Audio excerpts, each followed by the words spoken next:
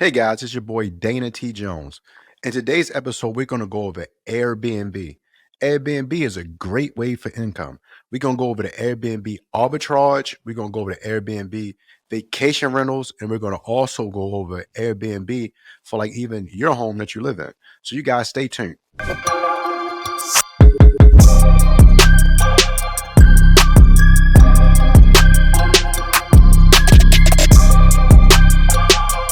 Okay, so we all know that Airbnb is, that's a happening thing right now.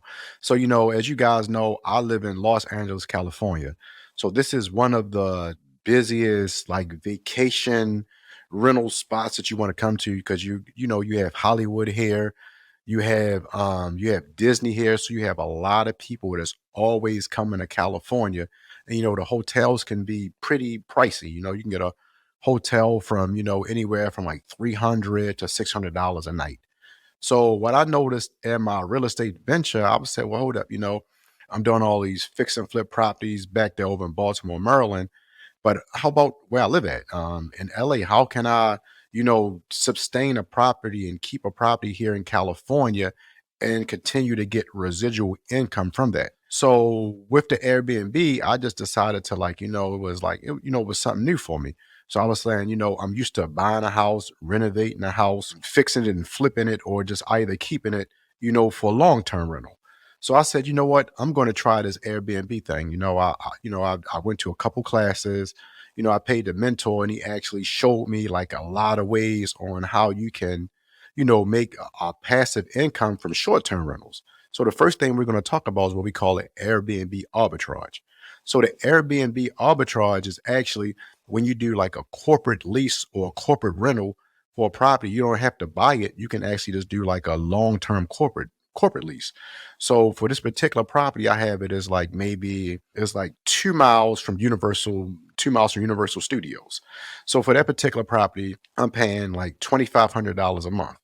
So I mean, $2,500 a month, it may seem kind of, it may seem kind of steep, but I'm actually renting it out for $400 a night on Airbnb. So off that one particular property, I'm renting it out $400 a night Airbnb. And then, that's the profit. So, everything I look at, I don't do 400 times 30. I do 400 times 20 because you got to look at the vacancy factor. So, 400 times 20 days, I'm actually making $8,000 a month off that particular Airbnb arbitrage. So if you look at it and you see the 8,000 minus the 2,500, then I'm netting $5,500.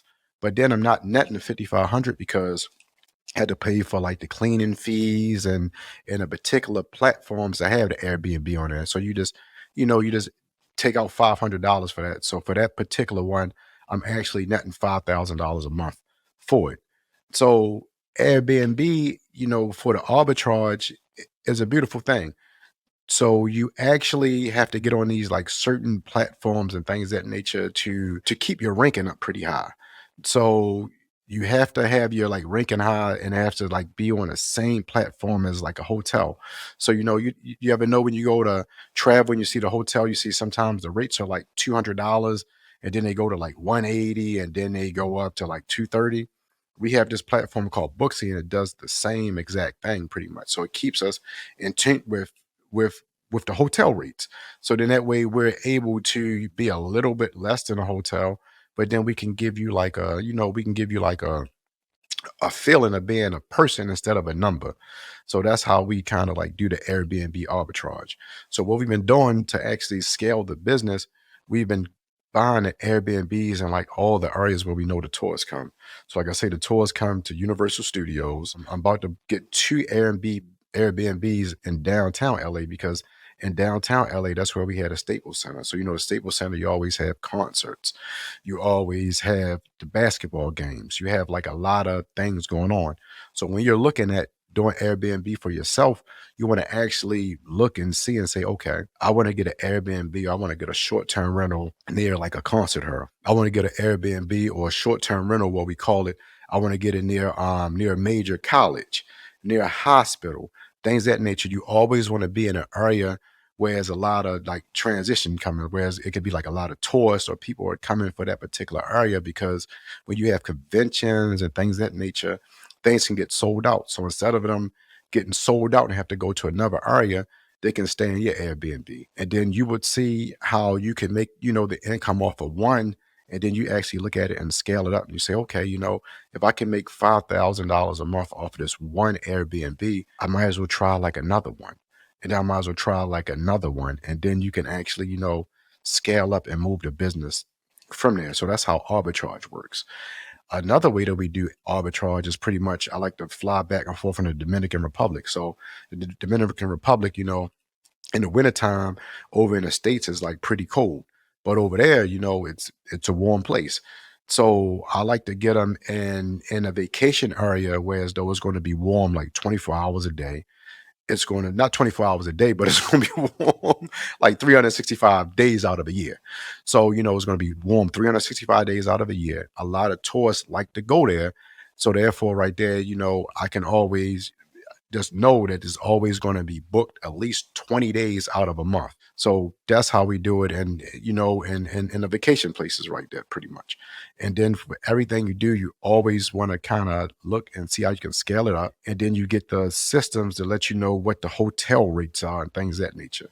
And then one thing about Airbnb is whenever somebody actually goes on to books or goes on to ask a question, you have to have the service to actually respond like super duper fast because the algorithm in Airbnb, if you don't respond to your clients at a timely fashion, then you'll kind of like go down, like you'll go down like to the ladder.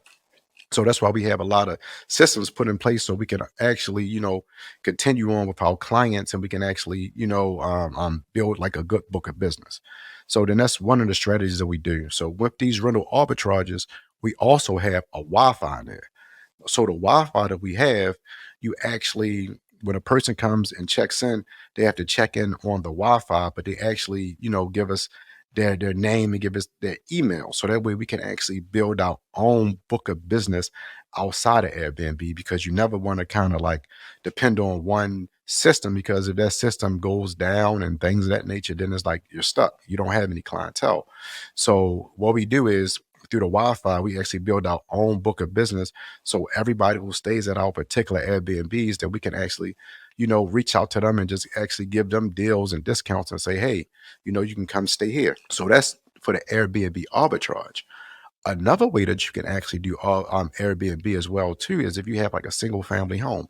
So here in California, they're always talking about the traffic is always a lot of traffic, the 405, the 101. The traffic is always like bumper to bumper, which means there's a lot of people here. So if you have a single family home, you can actually like you can actually in your garage, you can actually like section your garage off and you can make that like an ADU and you can actually rent that out for Airbnb as well. So it's almost like it would help you pay your mortgage. So say for instance, your mortgage is like $3,000 a month. Your mortgage is $3,000 a month. You're renting out your garage, you can get like $2,000 off of that. So that means you're actually paying $1,000 to stay in your single family home. So that's like kind of like a no-brainer. And then the way it's sectioned off is almost like they have their own area and you have your own area because you have your house. So you can actually do it like that. You can actually do it. I know some people who was doing Airbnbs as well in a townhouse. You can actually rent out a room Airbnb. So instead of a person going to a hotel because you figure in a hotel you're going to pay like, like I said, like 300 or $500 a night, you can actually rent a room out to somebody for like 80 bucks a night. So you rent it out for like 80 bucks a night and like in 20 nights, that's $1,600 just for renting one room out. That's going to help you out with your mortgage. So I say, I mean, as a long-term play. So that's why Airbnb, that's why it's been growing up so fast. You have Airbnb, you have VRBOB, you have like so many different like ways to like make money in real estate. So it's not always about fixing and flipping because you got to see how can we hold on to the property for generational wealth. So that's what I've been doing to build my portfolio. Over there in Baltimore, Maryland, I have the long-term rentals for the long-term play because the rents are much higher than what my mortgage is. And over in California, I actually go off with the Airbnb because we're in a destination spot. So it's a great thing to be in a destination spot. I'm actually looking at Tampa, Florida, because that's one of the hottest growing markets over there as well, too, pretty much. So you always, when you're doing the Airbnb, like I said, you always want to kind of gauge the market. You want to look and see where's the most places where you have visitors going in one particular year, and then you want to actually get the Airbnb over in that area. So you can get it from arbitrage. Like I said, you don't always have to come out your pocket with 15 to 20% to solidify the property. But once you do have enough cash flow coming in from arbitrage, then you can actually take that cash flow and you can actually go buy a property. And you can actually, once you buy that, you can Airbnb that one because it's good that you own it because you can actually get the appreciation of the property. So, in life, we all have to start somewhere. So, if you don't have the 50,000 or $60,000 to put on a particular property to buy that property, you don't have to worry about it. You can, like I said, you can do a short-term corporate lease rental. And you want to do a corporate. You don't want to do the Airbnb in your name because you're actually building up your corporation, you're building up your business credit, and then when you're doing a corporate rental, you can actually, it justifies for you doing Airbnb because you're doing it for a company, you're doing it for a corporation, which means you can have like many different individuals stay at that one particular spot. But if you try to do the Airbnb rental in your own name, then they may look at it and say, "Well, hold up, why is it so many people coming in and out of here, in and out of here, in and out of here?" So you actually, you structure it and say, "Hey, my corporation is going to rent this property. We have several clients coming in and out, and then I'm going to guarantee that I'm going to be renting a property from you for like 2 years. So I don't believe that the that the property management company is going to have a problem with that because they know for 2 years you're going to have that property rented out. So then that's how you do it. And anything you do, you want to always look at how you can scale your business. So you started off with one and you say, okay, if I can make that off of one, then I can make that off of two. If I can make that off of two, imagine what I'm doing with it off of four. So then, like I said, you go from the arbitrage, whereas though you're doing a long-term rental, you take those funds right there and you go buy a property. Once you buy that property, you continue to still do the same Airbnb strategy, and you just all the cash flow that you're getting, you save that cash flow up, and then you start off with another property.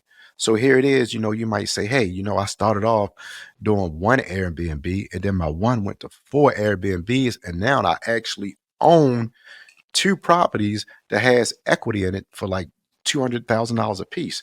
So you started off renting something and now you own two properties with $200,000 worth of equity because California is a hot market. So it's always expanding. So now you have $400,000 in equity and then you still have the cash flow coming in. And that's the beauty of doing Airbnb.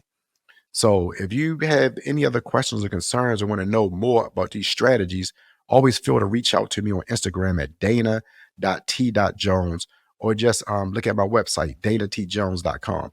And I'll be here to help you out or just mentor you or just show you any which way I can because that's what we do. It's all about building generational wealth for the generations to come.